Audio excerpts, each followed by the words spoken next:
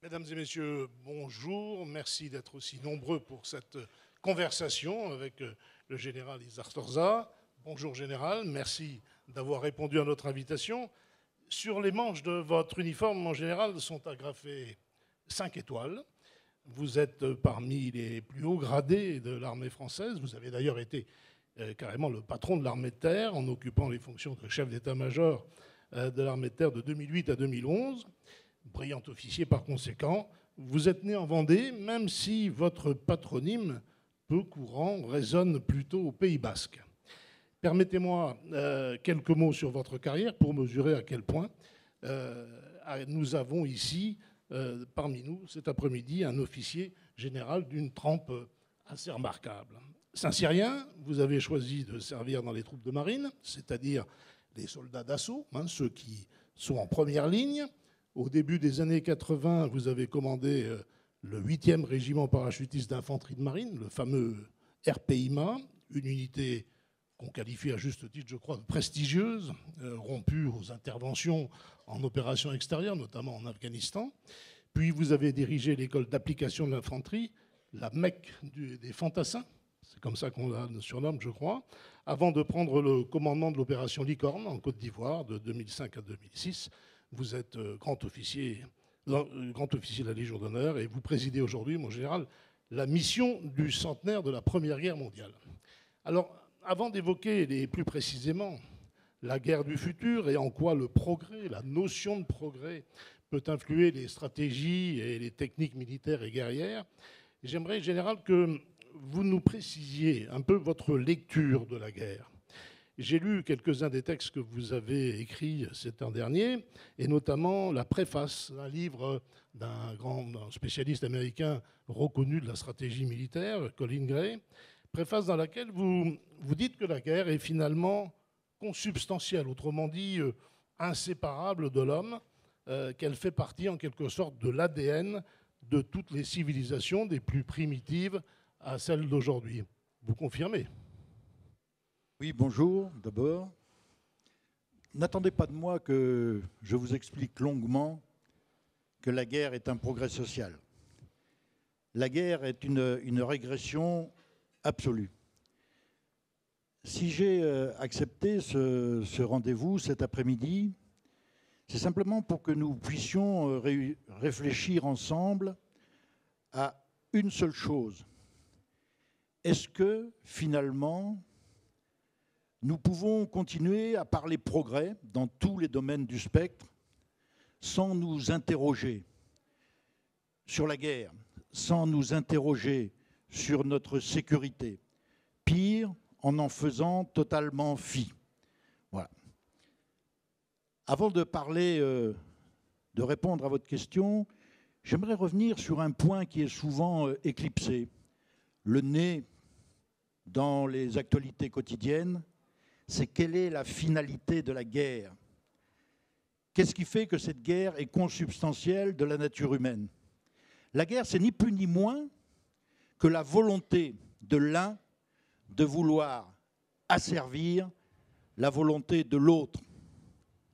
C'est toujours une relation bilatérale et c'est fondamental. Bilatérale, voire multilatérale.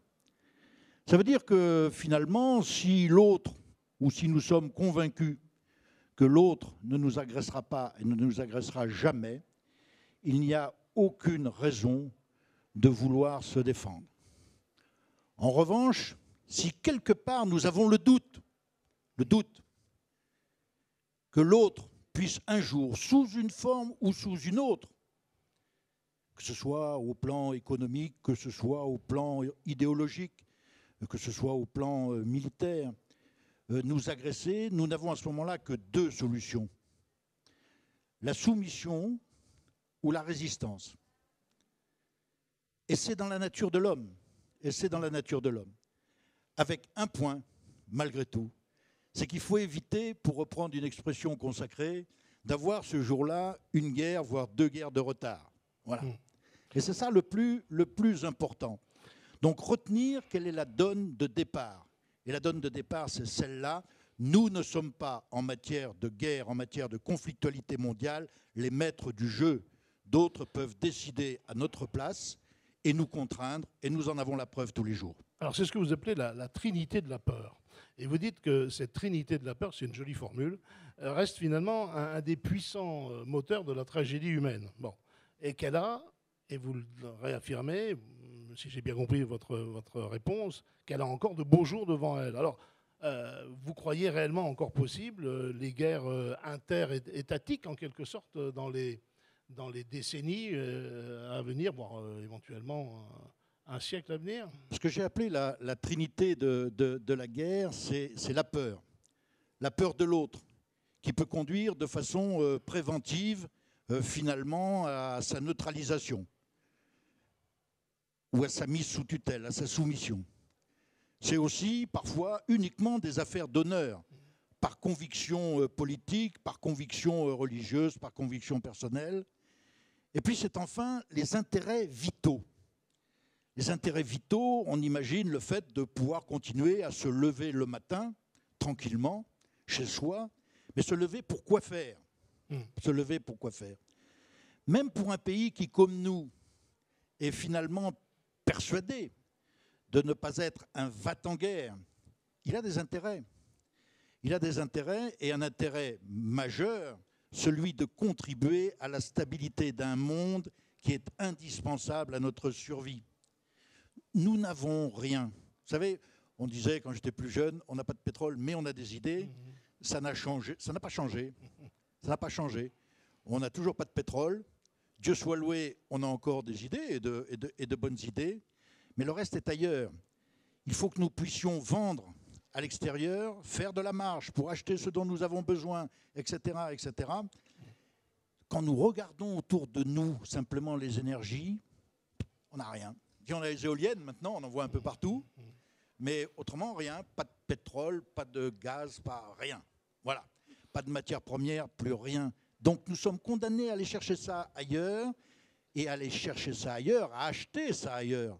Donc ça veut dire pouvoir le faire et faire en sorte que le monde soit stable. Vous voyez, c'est un exemple de notre nécessité de pouvoir s'impliquer dans la marche du monde. D'autant que vous êtes assez pessimiste quant à l'avenir finalement des institutions internationales qui, si j'ai bien lu ce que vous nous avez déjà produit, ne parviendront pas à modeler d'une façon significative le contexte politique qui restera marqué par cette menace.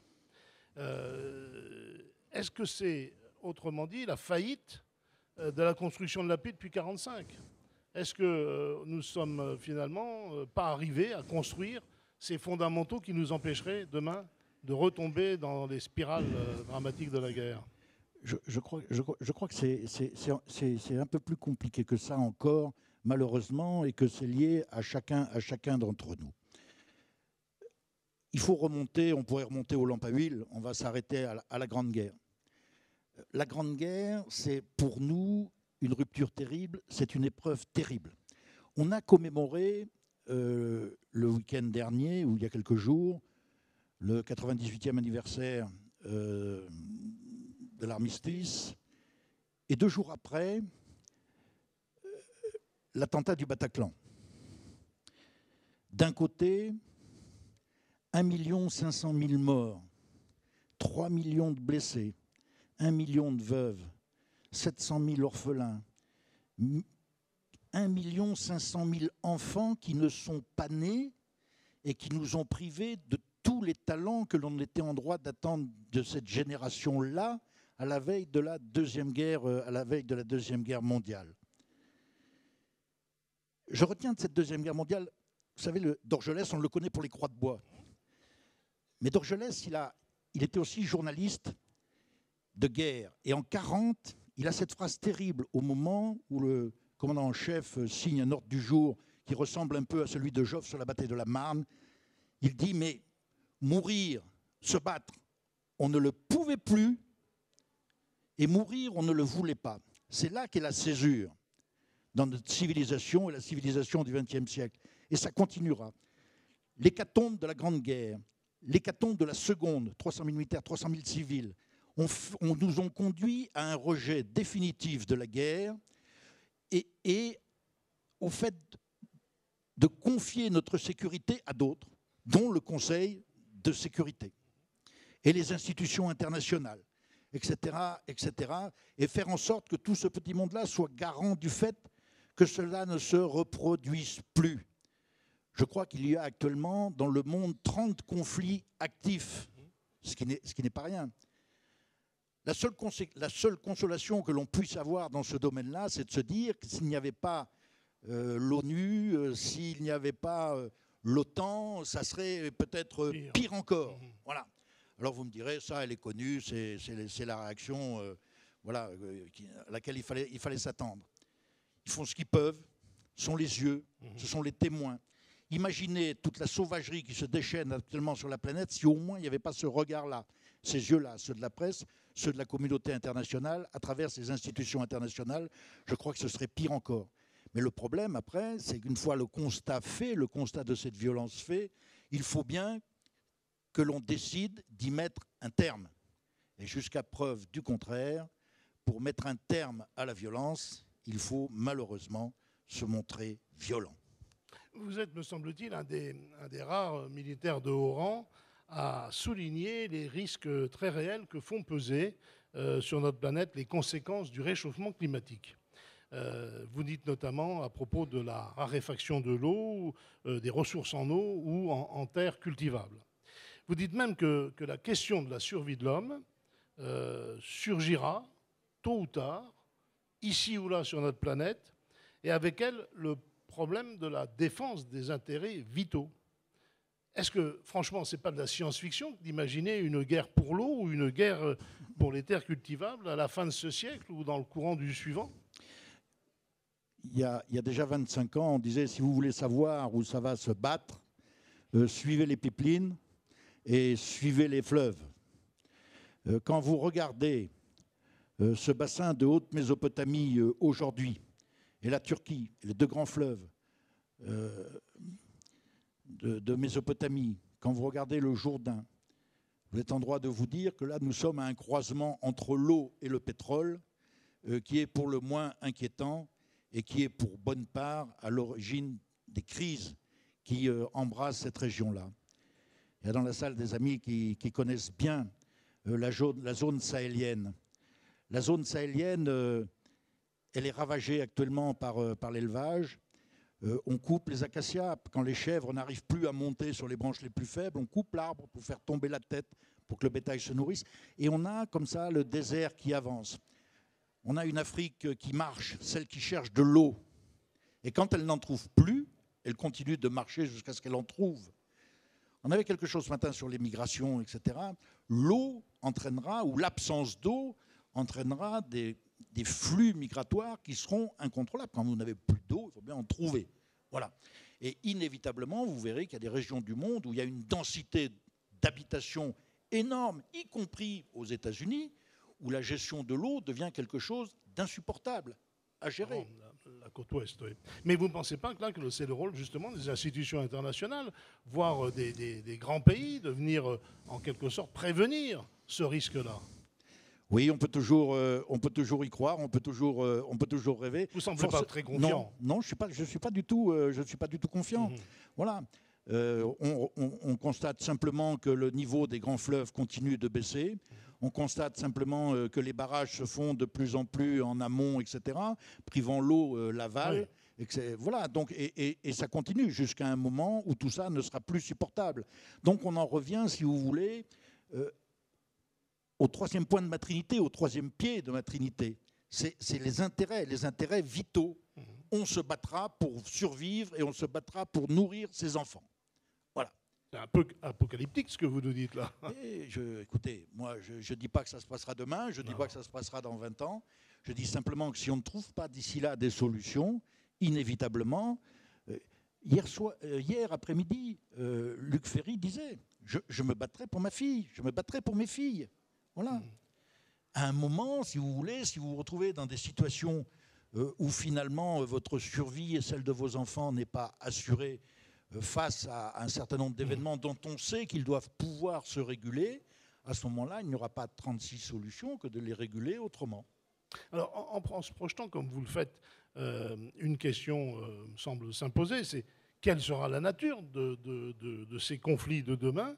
est-ce qu'ils ressembleront finalement aux guerres que vous avez étudiées, les guerres du passé, ou elles seront de nature totalement différente? Est-ce qu'il y a une guerre du futur c'est un sens, on peut lui donner un sens ou pas? En fait, votre question revient à me demander s'il y a une mort du futur. Le problème, si vous voulez, c'est que la guerre, c'est au bout, c'est la mort. Oui. C'est la mort du soldat, de quelque côté qu'il soit. C'est la mort de population et c'est toujours l'horreur absolue. La finalité de la guerre ne change pas. Les conséquences de la guerre ne changent pas.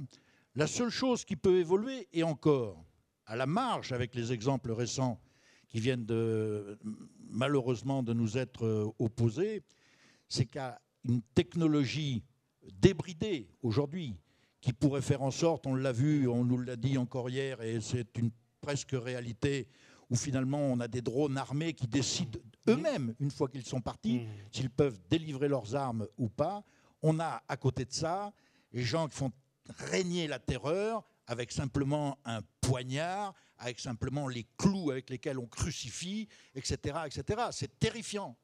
Et on en revient à l'origine de l'affaire, c'est de faire peur, d'assurer la soumission par une espèce de volonté mortifère. Voilà. Donc, toute la littérature qui parle de guerres ciblées, avec des guerres chirurgicales, tout ça, c'est quoi? C'est de la littérature? Non, c'est exactement la même évolution que celle qui a conduit à la sacralisation de la vie dans nos sociétés. C'est la sacralisation de la vie du soldat. C'est la sacralisation de la vie de l'innocent sur le champ de bataille. Commençons par cette dernière. C'est de dire le garçon, et on a eu tellement d'exemples, qui joue quasiment à 15 mètres de là où on se bat. Est-ce qu'il faut l'écraser sous un tir d'artillerie? Bien sûr que non. Donc à ce moment-là, il va falloir cibler le tir, avec maintenant des missiles qui ont une caméra embarquée. Et quasiment au moment où on va toucher la cible, le tireur qui est à des kilomètres de là s'aperçoit que dans la zone, il y a des enfants, etc. À ce moment-là, on va détourner le missile pour arriver à faire cette espèce de guerre chirurgicale qui ne tuerait que l'ennemi proprement dit. Mais l'ennemi l'a compris, lui, l'ennemi, il s'intrigue dans la population. On le voit actuellement en Syrie, en Irak, mais ce n'est pas nouveau. C'est pas nouveau, ça a toujours été, ça a toujours existé, de prendre les populations en bouclier humain, de s'imbriquer, de s'intriquer, etc. Donc simplement, on a des moyens techniques qui nous permettent un peu d'atténuer cette souffrance-là. On a sacralisé la vie de l'innocent, et c'est une bonne chose. On a sacralisé la vie du soldat, ce qui est plus compliqué. Je dirais, pour moi, qui ai connu l'armée de conscription, même si j'ai toujours servi en régiment professionnel, c'est plutôt une bonne nouvelle que finalement la mort du soldat de métier suscite de l'émotion dans le pays. Vous voulez dire par là que c'est plus acceptable pour la nation? Non, c'eût été une crainte. C'est-à-dire qu'on dit après tout, mais je l'ai entendu dire, attendez, arrêtez de nous bassiner avec vos soldats morts en Afghanistan et ailleurs, ils ont signé, etc., etc. Donc on suscite une légitime émotion, ça va très bien. Ça me paraît raisonnable, ça me paraît même souhaitable. Parce que la mort du soldat, c'est pas accident de la route. C'est l'engagement du soldat qui se lève le matin et qui ne sait pas si le soir il sera encore vivant et qui va aller remplir les missions qui lui ont été confiées au nom du peuple français par le président de la République, ce qui n'est pas rien. C'est pas rien, c'est quand même quelque chose. Le problème, c'est que maintenant, on est allé au-delà de cette sacralisation en judiciarisant à l'excès l'engagement du soldat. C'est devenu compliqué.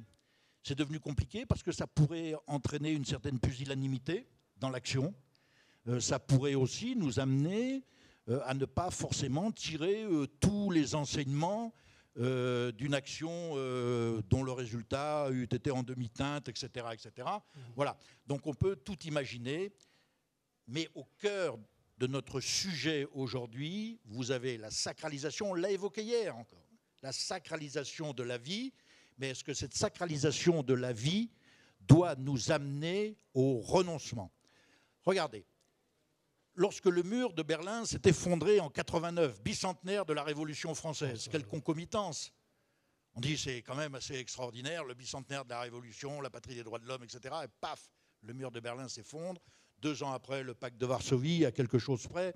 Donc tout ça paraît bien. Et là, on dit, ça y est, c'est une bouffée d'espoir et une frénésie de progrès dans tous les domaines.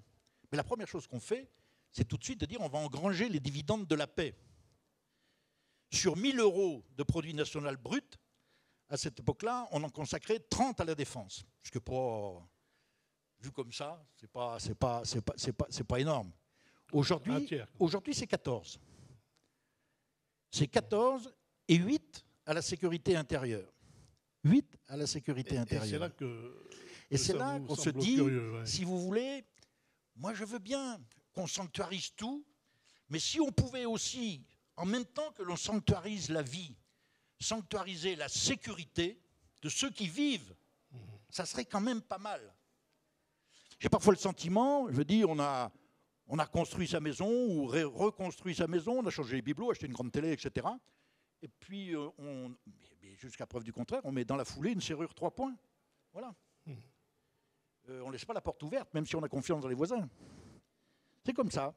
Alors, c'est un peu schématique, mais il n'empêche que la perspective du bonheur, la perspective du progrès m'interpelle. Me dit, est-ce que renoncer à la sécurité est un progrès aujourd'hui? Pour moi, la réponse, c'est non.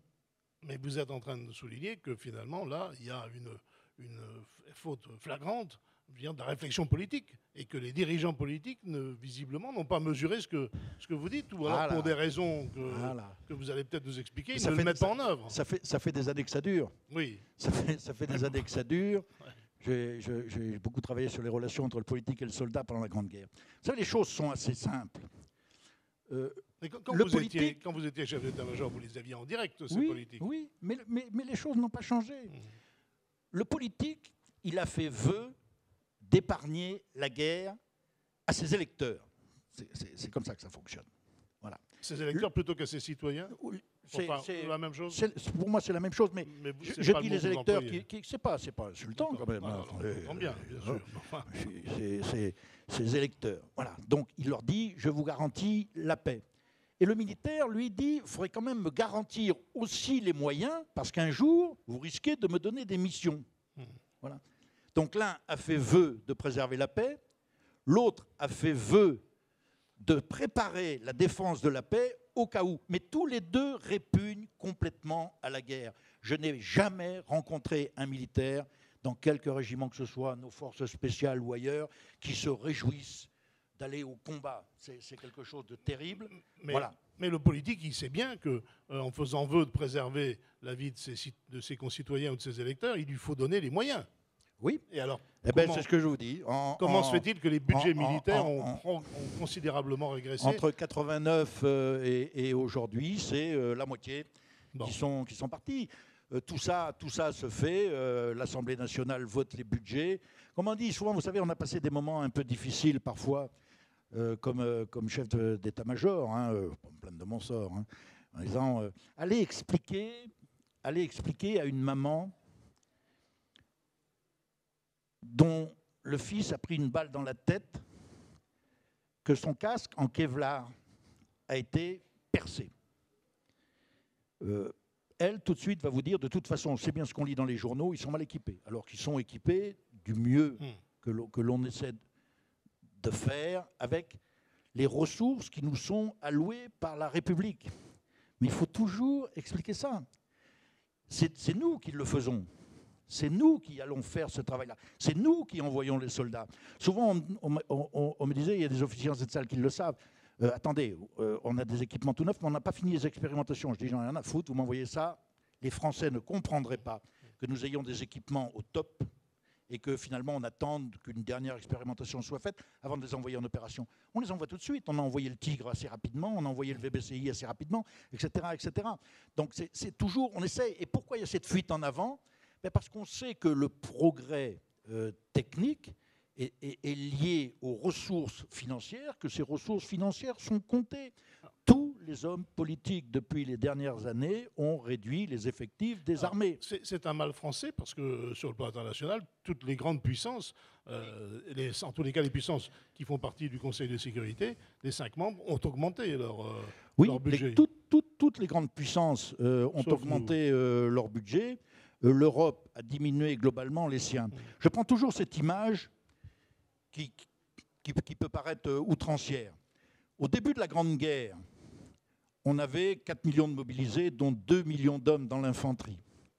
Ce qui faisait un fantassin tous les 50 cm de Nice à Dunkerque. Je reconnais qu'au plan tactique, c'est relativement sommaire. Bon. Cela dit, l'infanterie française, aujourd'hui, fait la même chose entre le pont sur le Gave et Gand. C'est ça la réalité. Ou entre la place de la Comédie et Palavas-les-Flots, voilà. Ou un quart de périphérique, tout cassé. C'est ça. Alors on me dit, oui, mais ils tirent plus loin, ils tirent plus vite, ils tirent plus puissant. C'est sûr qu'il y a un arsenal différent. L'arsenal est différent, mais le niveau, c'est le même. Alors je n'ai pas dit qu'il faut 2 millions d'hommes dans l'infanterie aujourd'hui, je ne suis pas complètement idiot, mais je pense qu'il y a quand même un moment où on serait bien inspiré de sacraliser la sécurité de la vie. Ce que vous nous dites là, c'est aussi un peu finalement l'échec de cette politique qui a consisté à accumuler des armes de destruction massive considérées comme des forces de dissuasion. Alors, est-ce que finalement on a investi à tort sur cette puissance dissuasive plutôt que d'investir sur une puissance a priori plus pratique et plus directe? C'est une constante de la pensée militaire française. Depuis essentiellement Vauban, qui avait bardé la France de forteresses, d'ailleurs à l'esthétique, toujours un peu étonnante, 120 gros forts ou quelque chose comme ça. C'est ensuite le système Serré de Rivière au lendemain de la guerre de 70. 272 forts, condamnés 20 ans plus tard par l'obus-torpille. Alors on en a carapassonné quelques-uns, on a rajouté quelques tourelles, et puis après ça a été la ligne Maginot. Et tout ça, globalement, on connaît le résultat. C'est ce que j'appelle, moi, cette vision stratégique du bastion et de la voltige autour. On a ça, on est toujours là-dessus. On a le bastion, il est nucléaire aujourd'hui, et on a la voltige, ce sont la force d'action terrestre, la force d'action navale, les forces d'action aériennes. Le problème, c'est que contre les menaces non étatiques ou transétatiques, cette voltige, elle est toujours opérante. Ce qu'on appelle aujourd'hui les combats asymétriques. En revanche, contre un adversaire étatique clairement identifié, je dirais notre dernière mesure, notre dernière garantie, notre dernière assurance vie, c'est actuellement la dissuasion. Voilà. Force est d'admettre, c'est comme ça, force est d'admettre que nous avons été maintenus à l'abri d'embrasements interétatiques majeurs depuis la fin de la Deuxième Guerre mondiale. Ah oui. Cela dit, les petits conflits n'ont pas arrêté de se multiplier aujourd'hui. Voilà. Est-ce qu'on doit comprendre en vous entendant que finalement on n'a pas appris grand-chose, voire rien appris finalement de l'histoire pour faire évoluer en quelque sorte la nature profonde de la guerre et peut-être même l'empêcher à terme et à long terme?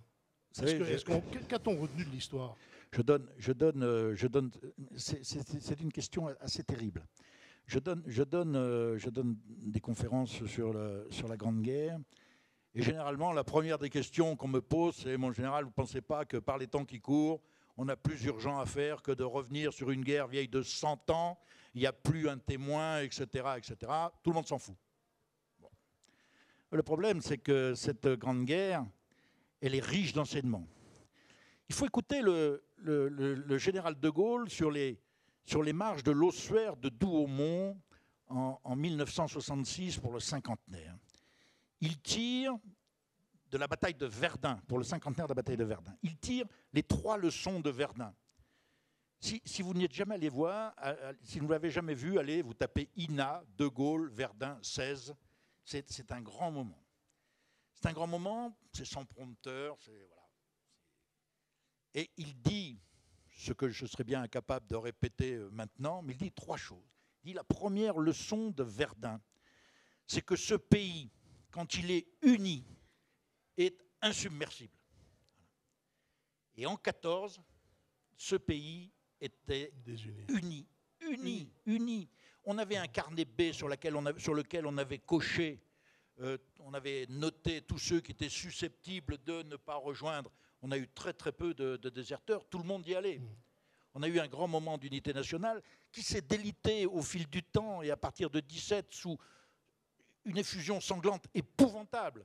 On parle de Verdun, mais ce n'est pas Verdun le pire, c'est les 5 premiers mois de la guerre. Les 5 premiers mois de la guerre, d'une guerre de 52 mois, ces 5 mois-là, c'est un tiers des pertes. Vous comprendrez que ça a été un coup de massue épouvantable. Mais ça ne fait rien, le pays est resté soudé jusqu'à ce qu'en 17, pour 1000 raisons, le consensus commence à se déliter. Mais la première leçon de Verdun, c'était l'unité nationale. La deuxième leçon de Verdun, et qui est toujours actuelle, me semble-t-il, c'est que rien ne pourra se faire en Europe sans la solidité fraternelle de l'axe franco-allemand. Et le troisième enseignement de Verdun, c'est que la France est condamnée, ce que je vous disais tout à l'heure, à contribuer à l'équilibre du monde. Elle l'est de par son histoire. On ne peut pas répéter du matin au soir la patrie des droits de l'homme, j'en passe des meilleurs, et puis finalement se comporter comme le dernier des goujats, quoi. On a une responsabilité morale face à certaines crises, et puis malgré tout, on est bien obligé d'admettre que sur la scène internationale, on n'a pas que des amis, mais qu'on y a aussi des intérêts. Et des intérêts qui font que les gens acceptent ou n'acceptent pas que tout d'un coup le prix monte à la pompe, qu'on ne trouve plus tel produit, que l'acier flambe, que l'électricité soit contingentée, etc., etc. Donc il y a bien un moment, si vous voulez, où on est obligé de contribuer pour les autres, mais aussi pour nous, à la stabilité du monde. Je crois que ça ne changera pas. Et n'oubliez pas, nous ne pesons plus que moins 0,9% de la population du monde. Oui. Et nous sommes un des 5 membres permanents du Conseil de sécurité. La seule chose qui fait que nous sommes encore membres du Conseil de sécurité, c'est justement parce que nous sommes capables de nous engager dans la construction de la paix à travers le monde, dans la contribution à la stabilité du monde. Si nous nous échappons de ça, si nous lâchons là-dessus, nous serons balayés. Alors vous me direz, si on n'est plus membre du Conseil de sécurité, ça ne va pas nous gêner le matin en nous levant. Ça, je demande à voir. Dans une interview que vous avez donnée à la République des Pyrénées il y a quelques jours de ça, vous dites justement que dans le concert des nations militaires, la France jouit d'une position très particulière. Alors, vous avez déjà dit un peu plus, mais pourquoi cette particularité et comment vous la jugez, comment elle s'exerce finalement, ou comment elle pourrait ou devrait s'exercer, plus qu'elle ne le fait aujourd'hui? Je crois que d'abord, si vous voulez, si nous avons dans le monde militaire une place à part, ce n'est pas à la France stricto sensu ou je dirais en tant qu'entité ou notion que nous le devons, c'est à nos soldats. Vous savez, j'évoquais tout à l'heure Verdun. Verdun, c'est une vraie préoccupation parce que d'un côté, vous aviez le politique, qui, je le rappelle, en plein cœur de la bataille de Verdun, s'étripait à la chambre avec les comités secrets, etc., et ne pensait qu'à foutre dehors le général Joffre. Pendant ce temps-là, les poilus se faisaient laminer au fond des tranchées. Et le haut commandement, qui était aussi, lui, en prise à des luttes intestines complexes, mais qui assurait sa nuance. Le pays a tenu grâce aux soldats. Aujourd'hui, si nous jouissons d'une reconnaissance opérationnelle sur le terrain, nous le devons pour partie à nos équipements, parce que contrairement à ce qu'on pourrait dire, même s'ils ne sont pas nombreux, ceux que l'on engage sont de bonne qualité, mais nous le devons surtout à nos soldats. Nous le devons à nos soldats. Les Français ne se rendent pas compte à quel point des gamins que l'on sort, passez-moi l'expression, du fin fond de nos campagnes, ce n'est pas insultant, du fin fond de nos banlieues, ça ne l'est pas non plus. Tout d'un coup, ces gamins-là, au bout d'1 an d'entraînement, etc., suivent leur chef au bout de la terre. Parce que c'est le chef, et puis parce qu'ils ont acquis une idée de ce qu'était ce pays qu'ils méconnaissaient. On leur a inculqué un certain nombre de valeurs, on leur a surtout inculqué un certain nombre de règles qu'ils se sont appropriées. Et on leur a expliqué que derrière, finalement, des cérémonies qui peuvent sembler banales, il y avait quelque chose qui soufflait, qui s'appelle le patriotisme, qui n'a rien à voir avec le nationalisme, etc., etc. On va y revenir. Revenons, si vous voulez bien, au thème un peu essentiel de cette manifestation des idées mènent le monde. Quel sens vous attribuez précisément, vous, général d'armée, au progrès, en général, si je peux me permettre? Nous aspirons tous à vivre mieux. Nous aspirons tous à vivre plus longtemps. Moi, j'aspire à ce que nos enfants trouvent du travail, puissent se construire leur propre vie, sortir de l'assistanat bienveillant de leurs parents. Je suppose que je ne dois pas être le seul dans cette salle. Situation, simplement de dire, ce pays que nous aimons t'a offert la possibilité de te construire une vie par ton travail. Voilà. Et de contribuer au progrès. Bon. C'est une boule de neige. Voilà, on va grossir, on va faire en sorte que les choses avancent. Et tu seras un acteur du progrès. Tu ne seras pas un homme, mon fils, tu seras aussi un homme, mais tu seras surtout un acteur du progrès de ton pays. La défense et l'armée participent-elles de la même manière au progrès de la nation et en général? Par essence, oui. Par essence, oui, en assurant d'abord la sécurité des Français et la sécurité de leur approvisionnement. Je le répète, sans sécurité, pas de progrès. Sans sanctuarisation de la sécurité, pas sanctuarisation de la vie. Voilà, et ça, c'est au cœur de notre projet. On ne peut pas imaginer autre chose. Après, si vous voulez, nous avons notre rôle, bien sûr, mais il reste annexe compte tenu des flux concernés, dans l'éducation des jeunes Français qui nous sont confiés pendant un laps de temps. Je rappelle que tous nos soldats sont contractuels, c'est-à-dire qu'ils acceptent de venir faire ce métier et nous leur donnons une formation. Je rappelle que former, c'est instruire et éduquer. Nous les instruisons au métier de soldats et nous les éduquons pour être de bons soldats vivant en collectivité, cette collectivité d'hommes particulière, qui est une section qui souffre au fin fond de l'Afghanistan, au fin fond du Mali ou de la République centrafricaine, et qui est capable, parce qu'elle se serre les coudes, de voir des horreurs qu'on n'ose même pas montrer à la télé, Dieu soit loué, on n'ose même pas montrer à la télé, qui bouleverse des gens parce que tout d'un coup, la violence un peu éthérée qu'ils avaient sur les jeux vidéo, ils la prennent en pleine fiole, et c'est terrible, quoi. Et il n'y a que l'éducation, la formation morale qui fait que ces garçons et ces filles subissent ça, supportent ça. Alors justement, le sujet des soldats revient de temps en temps dans le débat politique, et on évoque à ce moment-là la suppression du service militaire. Est-ce que vous considérez que cette suppression peut être assimilée à un progrès ou pas du tout, et voire même le contraire? La suppression du service militaire a été, à un moment, un choix politique qui a pu sembler logique.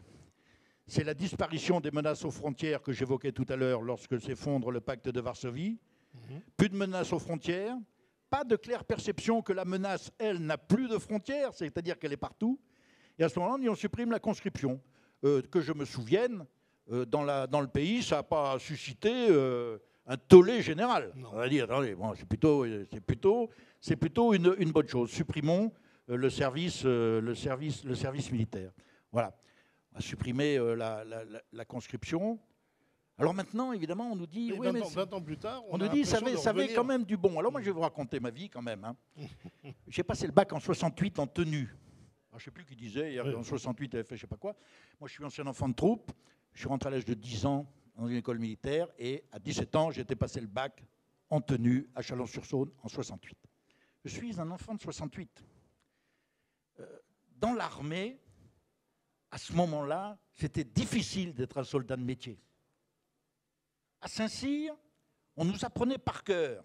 Les armées n'ont pas vocation, attention les enfants, n'ont pas vocation à se substituer à ceux qui sont en charge de l'éducation des jeunes Français, au premier rang desquels la famille et l'éducation nationale. Occupez-vous de faire des soldats, laissez les autres s'occuper du reste. Et aujourd'hui, on nous dit, mais oui, parce que par effet de traînée, si vous voulez, On s'est occupé de ces choses-là. Moi, je me souviens quand j'étais lieutenant, le mercredi après-midi, tout le monde peut le vérifier, dans mon régiment, on s'arrêtait. Ceux qui avaient le certificat d'études allaient jouer au foot et les autres allaient en classe avec nous et on leur faisait passer le certificat d'études. Voilà, c'était comme ça. Mais on l'a fait, je dirais, par générosité, par nécessité, mais ce n'est pas notre métier premier. On ne rentre pas à Saint-Cyr pour être éducateur uniquement et à Saint-Mexan non plus. Voilà. Ensuite, un dernier point, si vous voulez. Moi, je ne peux que me réjouir. Et j'ai une pensée vraiment affectueuse pour cet homme-là. Je suis de la génération de l'adjudant Cronenbourg, de Cabu. Attendez. Moi, je me suis senti adjudant Cronenbourg pendant une bonne partie de ma carrière, quoi. Voilà, avec tout ce que ça comporte. Et tout d'un coup, l'adjudant Cronenbourg, il est paré de toutes les vertus du parfait pédagogue de ce pays, quoi. Quel changement! Et on dit, mais attendez, si ça va de traviole, il n'y a qu'à le renvoyer tous les sauvageons. Enfin, il y a des expressions diverses. Oui, il y a des expressions diverses sur les choses, et vous allez voir, ça va bien se passer, quoi. Vous n'êtes pas convaincu? Non. Non seulement je ne suis pas convaincu, mais je suis... D'abord, je trouve ça assez étonnant. Voilà. Parce que, bon, tout le monde sait que nous sommes tenus à une certaine obligation de réserve. Oui. Donc, vous n'en direz pas plus. Voilà, vous n'en direz pas plus. Vous avez présidé la mission du centenaire 14-18. L'appel à un retour au patriotisme que l'on entend un peu plus régulièrement aujourd'hui dans le débat politique ces dernières années, peut-il être considéré comme un progrès civique ou au contraire une sorte de dérive vers une forme de nationalisme? Non, franchement, je vais vous raconter une autre histoire. Je suis allé à Verdun avec les Bleuets de France. Vous savez, ce sont les jeunes de l'équipe de France de rugby qui jouent dans les clubs le week-end et qui, la semaine, passent à Marcoussis. Et j'atteste qu'ils ont une formation sportive et civique forte. Et on était sous la bruine de Verdun, dans un cimetière de Verdun, à déposer une gerbe avec ces gamins-là, grande carcasse, sur la tombe d'un rugbyman. Il y a eu 300 rugbyman qui jouaient en première division, tués pendant la Grande Guerre. Déposer une gerbe. Et il y en avait qui pleuraient. Je suis allé les voir, il y en a un qui m'a dit « On ne nous avait jamais dit ». Alors j'ai dit « T'as sans doute pas tout écouté à l'école non plus ». Mais il n'empêche, si vous voulez, qu'il y avait une émotion puissante, ces jeunes-là. Et cette émotion, elle est à l'origine aussi de l'envie de comprendre et de la compréhension. Pas de compréhension sans émotion. Le dernier point, c'est que quoi qu'on fasse, on ne pourra pas regarder devant sans essayer de comprendre son présent et sans interroger régulièrement son passé. Voilà. Et commémorer, c'est se souvenir ensemble. Se souvenir ensemble des moments difficiles, des moments malheureux, Dieu soit loué, des moments heureux, et c'est la même chose dans les familles, pour essayer de comprendre ce qu'on n'a pas fait de bien, ce qu'on aurait pu faire mieux, comprendre ce que nous vivons aujourd'hui, et puis se dire, bon, demain, finalement, où va-t-on, où faudrait-il ne pas aller? Nous savons. Et je vous assure qu'aujourd'hui, je vais dans les établissements scolaires, c'est ce qui interpelle le plus les jeunes. Ils me disent, mais comment est-ce que, mon général, le monde d'aujourd'hui est plus instable qu'en 14? Je dis, alors là, c'est peut-être même pire. Peut-être même pire. Ça veut dire, alors, est-ce que ça veut dire, mon général, que demain, ça peut être la guerre? Je dis, je ne le souhaite pas, mais il faut qu'on soit absolument vigilant dans ce domaine-là. La semaine d'avant le déclenchement de la guerre de 14, les Français, il y avait deux choses qui les intéressaient à la campagne, c'était les vignes, ici dans le Jurançonnais, comme en Bourgogne et comme ailleurs, la vendange prochaine, et l'affaire Caillot.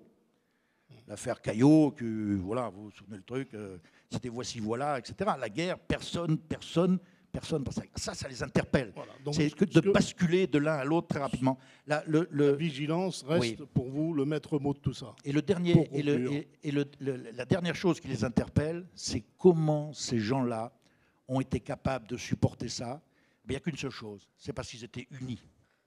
Et le regard de l'autre faisait que celui qui souffrait allait au bout de sa souffrance, de telle façon qu'on puisse dire à sa famille, il est mort en soldat. Vous savez, c'est ce qu'on dit, il est mort comment? Il est mort comment, mon fils? Il est mort en soldat. Voilà. Le regard de l'autre. Et cette unité nationale qui était puissante à ce moment-là. Alors tout ça peut paraître un peu mortifère, mais je suis un optimiste, je vous assure, vraiment forcené. C'est pour ça que j'ai accepté de faire ce métier. Merci, Général. Merci pour cette conclusion.